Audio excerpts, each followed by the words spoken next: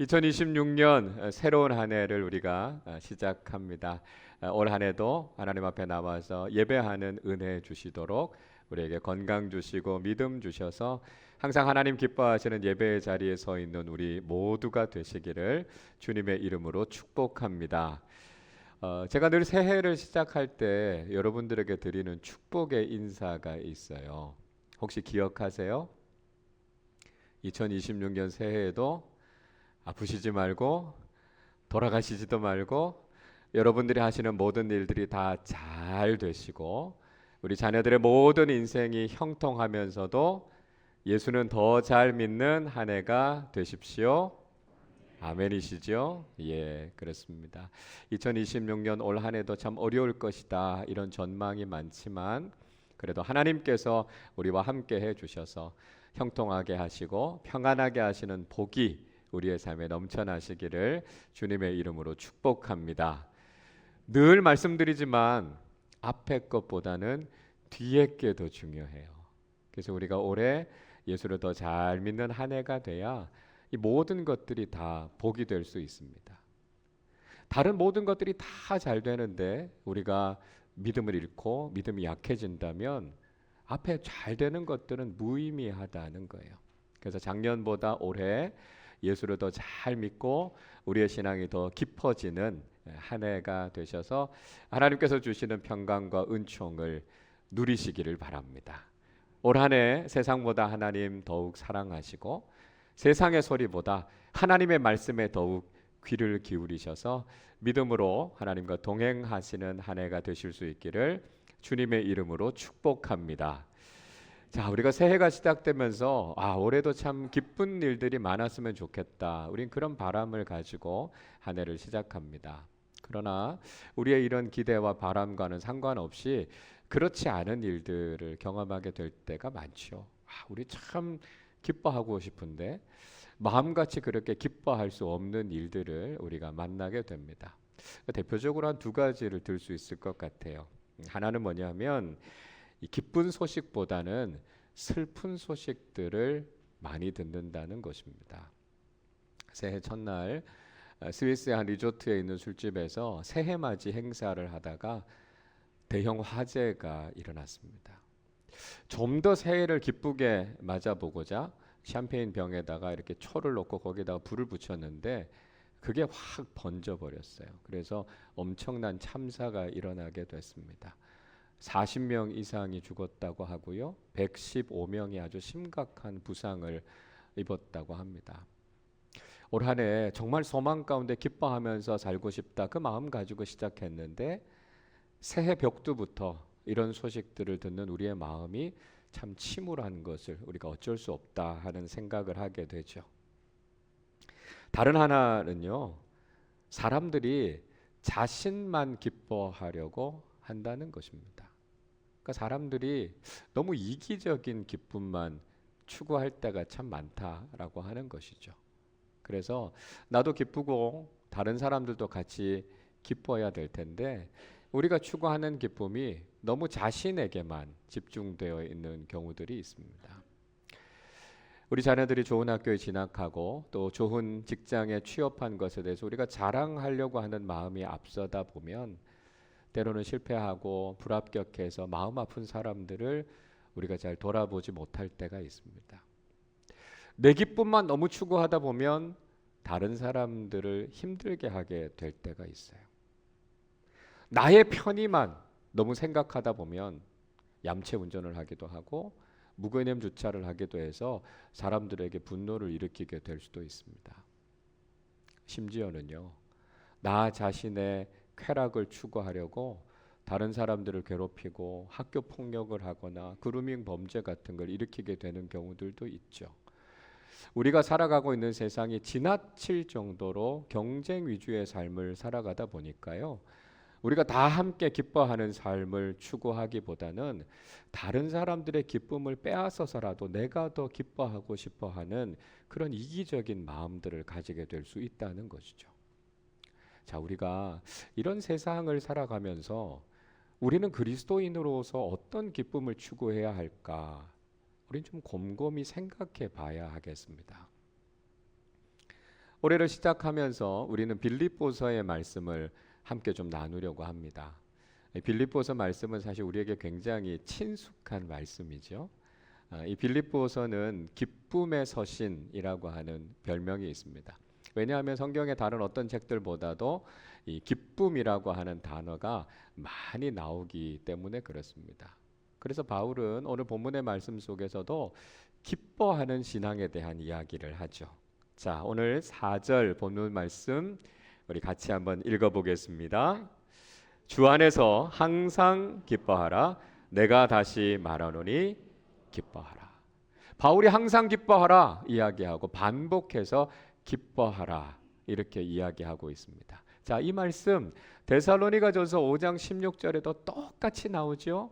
항상 기뻐하라 이렇게 말씀하고 있습니다. 우리가 그리스도인으로서 항상 기뻐하는 삶을 살아야 된다 하는 것을 권면하고 있습니다. 근데 중요한 것은요, 기뻐하라라고 하는 건 명령형이라는 거예요. 기쁨은 우리 감정이나 선택의 문제가 아니라는 거예요.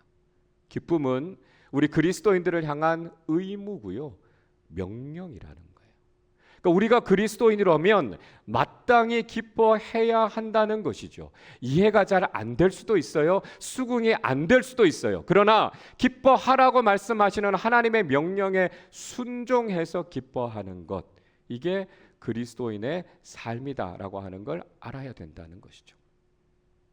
자, 우리가 기쁨에 대해서 생각할 때 늘 하는 말이 있어요. 상황이 너무 어렵다는 거예요. 작년보다 올해 확실히 좀 상황이 나아지면 기뻐할 수 있을 것 같은데 뭔가 나아질 기미는 보이지 않고 그냥 비슷해요. 아니, 점점 더 상황이 나빠지는데 그 어떻게 기뻐할 수 있습니까? 이런 이야기를 할 수 있습니다. 자, 그런데도 기뻐하라 이렇게 명령하고 있는 거죠. 바울이 오늘 기뻐하라고 이야기해요. 바울은 지금 로마의 감옥에 갇혀서 이 편지를 쓰고 있습니다. 그러니까 감옥에 있는 나도 기뻐하고 있으니까 빌립보 교인들을 향해서도 너희들도 기뻐해라 이렇게 이야기하고 있는 것이죠. 여러분 가만히 생각해 보면요, 이 기쁨이라고 하는 것은 외적인 상황, 객관적인 조건에서부터 오는 것이 아니다라고 하는 걸 참 많이 경험하게 돼요. 이런 이야기를 하시는 분들이 있습니다. 아, 예전에 신혼 시절 때는 참 고생 많이 했어. 이런 말씀들 하세요. 단칸방에서 춥고 배고프고 그렇게 힘겹게 지냈지만 그래도 행복했어요. 이런 말씀하세요. 근데 지금은 집도 커졌고 경제적으로도 여유가 많아졌는데 정작 기쁨은 없습니다. 이렇게 씁쓸하게 이야기하시는 분들이 있어요. 건강할 때는요, 감사를 잘 몰랐는데 아프고 나서 감사를 배우게 됐다 이렇게 말씀하시는 분들이 있습니다. 건강할 땐 그게 당연한 줄 알았는데 내가 아프고 나니까 건강했던 게 하나님의 은혜구나 그 깨닫게 되는 거죠. 돈을 잃었는데요, 오히려 기뻐하시는 분들이 있어요. 재산은 잃었지만 그 과정 속에서 하나님을 만났다는 거예요. 그래서 내 인생의 주인이 되시고 내 삶의 주관자가 되시는 하나님을 깊이 만나게 된 것, 그게 너무 기쁘다고요, 감사하다고 고백하시는 분들이 있습니다. 그걸 보면 기쁨이라고 하는 것은 어떤 객관적인 상황, 외적인 조건에서 오는 것이 아니라는 것을 확인하게 됩니다. 그런데 여전히 세상에 많은 사람들은 우리의 조건이 좋아져야 기뻐할 수 있다고 생각해요. 그래서 더 좋은 것을 먹으면, 더 많은 것을 가지면, 더 좋은 곳에 가면 내가 기뻐할 수 있을 것이다 이렇게 생각합니다. 물론 거기에서 오는 기쁨이 있죠. 그런데요, 그 기쁨이 그렇게 만족스럽지도 않고요, 그 기쁨이 그렇게 오래 가지도 않습니다. 그래서 우리가 세상의 기쁨을 추구하면서 살아가는데요, 정작 잘 안 채워져요. 공허함을 점점 느끼게 돼요. 그러다 보니까 더 많은 걸 갖고 싶고 더 즐거운 삶을 살고 싶어하는 갈증이 점점 더해가는 거죠. 경제학 용어 중에요, 한계 효용 체감의 법칙이라고 하는 게 있다고 합니다. 이게 뭐냐 하면 이 재화나 서비스 같은 걸 계속해서 소비하게 되면 추가로 얻어지는 만족이 점점 더 줄어든다는 거예요. 이게 한계 효용인데요. 이 한계 효용이 자꾸만 줄어든다는 거예요. 그러니까 세상적인 소비가 늘어가지만 그걸 통해서 진정한 만족이 없어요. 같은 걸 가져도요, 이전만큼 기쁘지 않더라는 거예요. 그러니까 더 좋은 것, 더 자극적인 것을 구하면서 살아가게 돼요. 그러다 보면 때로는 일탈하기도 하고요, 때로는 중독에 빠지기도 해요. 그래서 세상의 기쁨을 추구하면서 살아가는 것이 때로는 우리의 삶에 굉장히 위험할 수도 있다라고 하는 것을 우리는 경험하게 됩니다. 자, 그래서 우리는 기쁨과 관련된 아주 중요한 교훈을 우리 마음에 잘 새겨야 됩니다. 그게 뭐냐 하면 기쁨은 하나님께서 우리에게 주시는 것이다라고 하는 거죠. 그리고 그 기쁨은요, 외적인 조건에서 오는 것이 아니라 하나님께서 내 마음에 주신 기쁨이 있을 때 우리가 진짜 기뻐할 수 있다 하는 것을 이야기하고 있습니다. 다윗이요, 시편 4편 7절에서 이렇게 말씀해요.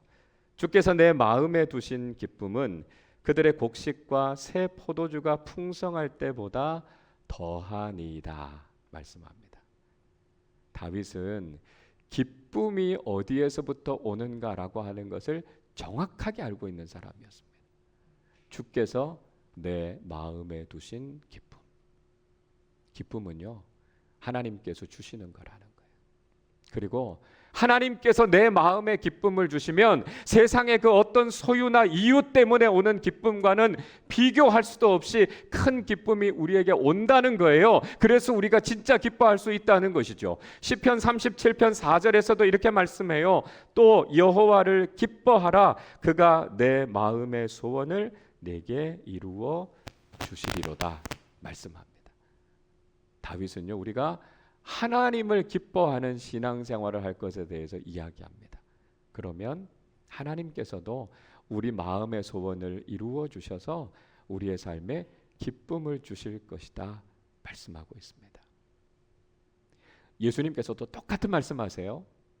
요한복음 15장 11절 이렇게 말씀합니다. 내가 이것을 너희에게 이름은 내 기쁨이 너희 안에 있어 너희 기쁨을 충만하게 하려 함이라 말씀합니다. 예수님께서는요, 당신 안에 있는 기쁨을 우리에게 주시기를 원하신다는 거예요. 그래서 주님 안에 있는 기쁨이 우리에게 들어오면 우리 안에 기쁨이 충만해진다 말씀하고 있습니다.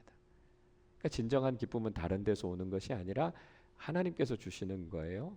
그래서 하나님 안에서, 신앙 안에서 우리는 참된 기쁨을 누리는 사람들이 되어야 한다는 것이죠.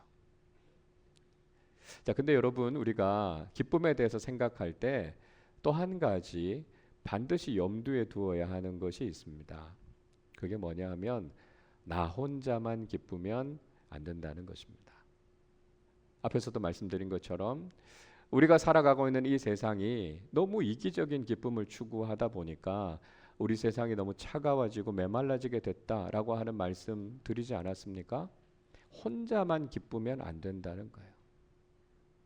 나는 행복한데 다른 사람은 불행하고요. 나는 즐거운데 다른 사람이 괴롭다면 우린 그것이 신앙인으로서 추구해야 될 기쁨이 아니다라고 하는 걸 알아야 된다는 거예요. 자, 그러면 우리가 신앙인으로서 추구해야 될 기쁨은 뭘까요? 하나는요, 우리의 기쁨이 곧 하나님의 기쁨이 되어야 합니다. 그래서 올해 우리 교회의 표어는 하나님과 함께 기뻐하는 교회입니다. 그러니까 오늘 신앙생활, 올해 신앙생활 하시면서 나만 기쁘면 안 돼요. 나를 통해서 하나님이 기뻐하셔야 된다고요. 바울이 오늘 본문에서 무슨 말씀을 하고 있습니까? 주 안에서 기뻐하라고요. 하나님과 상관없는 기쁨은 우리가 추구해야 할 기쁨이 아니라는 거예요. 내가 기뻐하는 것을 하나님께서도 기뻐하실 수 있어야 된다는 것이지요. 우리의 기쁨이 신앙 안에서 하나님과 함께하는 기쁨이 돼야 한다는 것입니다. 그래서 올 한 해 여러분들이 꼭 질문하셔야 합니다. 내가 기뻐하는 그것을 하나님께서도 기뻐하실까? 이 질문에 대해서 예라고 대답하실 수 있으시면 여러분 그 기도 제목 가지고 기도하셔도 됩니다. 그럼 하나님께서 반드시 응답해 주실 줄로 믿습니다. 내가 기뻐하는 것이 하나님의 기쁨이 되어야만 그 기쁨이 진짜 기쁨이라는 것이죠. 자, 다른 하나는요. 나의 기쁨은 우리 공동체가 함께 누리는 기쁨이 되어야 합니다. 자, 우리의 기쁨은요. 하나님과 함께 기뻐하는 기쁨이 되어야 함과 동시에 우리의 기쁨이 공동체로 흘러가야 된다는 거예요. 로마서 12장 15절 이렇게 말씀합니다. 즐거워하는 자들과 함께 즐거워하고 우는 자들과 함께 울라 말씀합니다. 그러니까 우리가 신앙인이라면요. 우리가 믿음의 공동체라면 기뻐하는 사람이 있으면 같이 기뻐해 주고 우는 사람이 있으면 같이 울어줘야 된다는 거예요. 기쁨도 함께 슬픔도 함께 나누어야만 진짜 공동체가 될 수 있다는 거죠. 우리 그런 이야기 하잖아요. 기쁨은 나누면 배가 되고 슬픔은 나누면 반이 된다고요. 이거 정확하게 맞는 말입니다. 여러분 우리가 기쁨을 나누면 기쁨이 줄어들지 않아요. 기쁨이 더 풍성해지죠. 그러니까 때로는 우리가 가지고 있는 것들을 나누어서 다른 사람들과 함께 그 기쁨을 나누면 그래서 그 사람들이 기뻐하는 걸 보면 우리가 더 기쁘고 뿌듯하지 않습니까? 우린 이미 봉사를 통해서 선교를 통해서 구제를 통해서 이 기쁨을 경험했어요. 이 기쁨의 신비를 경험한 거죠. 그래서 우리의 기쁨을 나눌 수 있어야 한다는 것입니다. 우리 교회는 2026년 올 한 해 공동체가 함께 기뻐하는 작은 실천을 함께 하려고 해요. 그것이 2030 씨앗 프로젝트입니다. 우리의 기쁨이요. 내 자신에게만 머물지 않고 오늘에만 머물지 않고 이 기쁨이 우리 다음 세대로 흘러가야 된다는 거예요. 가만히 생각하면 이건 다른 사람들의 기쁨이 아니고요. 이건 우리 자신의 기쁨을 위한 겁니다. 우리가 진짜 기쁘기 위해서는요. 우리의 내일이 아름다워야 돼요. 그래서 우리의 내일을 아름답게 하기 위해서 우리가 이 기쁨을 흘러가게 하는 일을 하려고 합니다. 그 일을 위해서 우리가 씨앗을 심는 작은 실천, 기쁨의 프로젝트를 우리가 같이 하려고 해요. 자라가는 우리 사랑하는 자녀들, 우리 자녀들이 교육을 받을 수 있는 공간을 좀 마련하고 우리 자녀들의 영적인 성장을 위해서 우리가 어떻게 좀 밑거름의 역할을 할 수 있을까? 작은 마음들을 가지고 함께 동참하려고 합니다. 여러분, 오늘 우리가 다 누리고요. 오늘 우리가 다 써버리면 우리의 다음 세대들의 삶은 어두울 수밖에 없어요. 그래서 우리가 다음 세대를 위해서 내일을 위해서 준비하는 삶을 살아야 한다는 거예요. 제가 이 씨앗 프로젝트라고 하는 이름을 왜 주셨을까 묵상하면서 기도하는데 그런 마음을 주셨어요.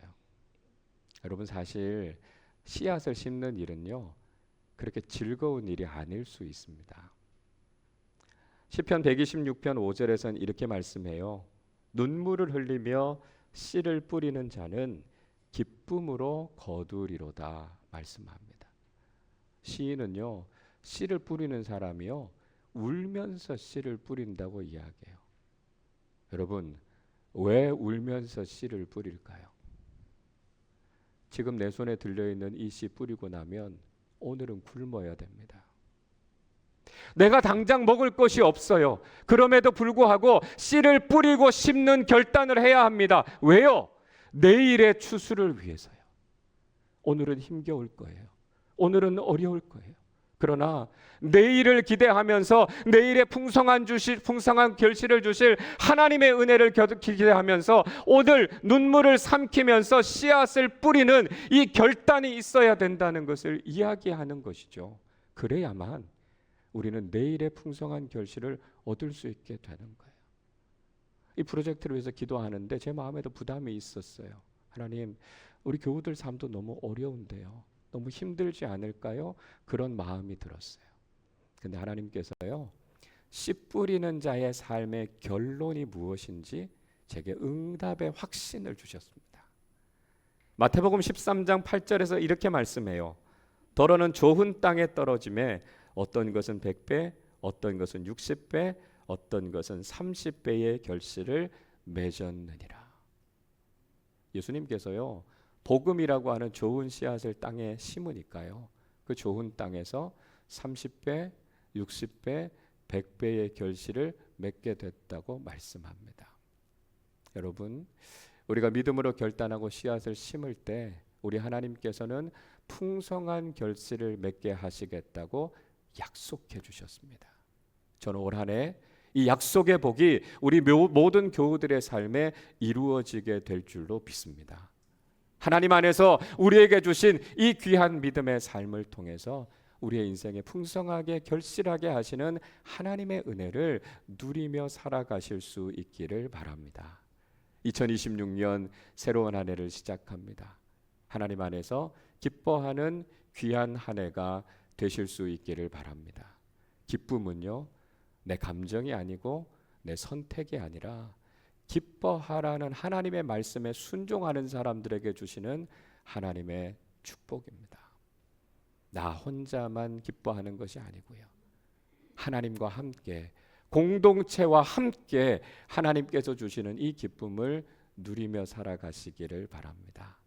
하나님과 함께 동행하며 걸어가는 우리의 삶 속에서 하나님 주시는 참된 기쁨을 누리시고 믿음으로 심고 하나님께서 주시는 은혜로 열매 맺게 하시는 놀라운 축복을 경험하는 우리 모두의 삶이 되시기를 주님의 이름으로 축원합니다. 기도하겠습니다. 사랑과 은혜가 풍성하신 하나님 아버지, 저희들에게 새해를 허락해 주시고 소망과 기쁨으로 한 해를 시작하게 하시니 감사드립니다. 올해 우리 교회 표어처럼 하나님과 함께 기뻐하는 교회가 되게 하시고 그 기쁨이 우리 자녀들과 공동체로 온 세상으로 흘러가게 하여 주옵소서. 나 혼자만 기뻐하는 이기적인 기쁨이 아니라 우리의 기쁨이 모든 사람의 기쁨이 되게 하시고 더 나아가 하나님을 기쁘시게 하는 신앙인과 공동체로 살아가게 하여 주옵소서. 오늘 믿음의 씨앗을 심고 내일 풍성한 결실을 맺게 하시는 하나님의 은혜가 우리의 삶 속에, 가정 속에, 공동체와 우리의 모든 삶의 자리에 풍성하게 일어나게 하여 주옵소서. 이제 성찬에 참여합니다. 올 한 해를 시작하면서 여전히 우리의 삶은 불투명하고 혼란스럽지만 우리를 아낌없이 사랑해 주신 주님의 사랑으로 승리할 것을 믿습니다. 주님의 몸과 피를 통해 거듭난 우리가 이제는 주님의 영광과 기쁨을 위해 살아가는 믿음의 사람들 되게 하여 주옵소서. 감사드리며 우리 주님 예수 그리스도의 이름으로 기도하옵나이다. 아멘.